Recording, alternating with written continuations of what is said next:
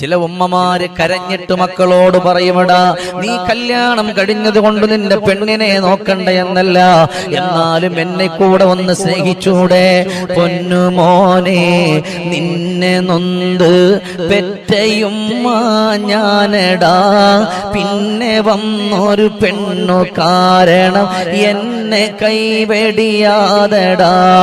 അറ്റപ്പൂക്കിൽ കണ്ണിൽ ബന്ധം എന്നും മണ്ണിൽ വലുതടാ, അറ്റുപോകാതുള്ള ബന്ധം പെറ്റ വയറിനാണടാ, അറ്റുപോകാതുള്ള ബന്ധം പെറ്റ വയറിനാണടാ.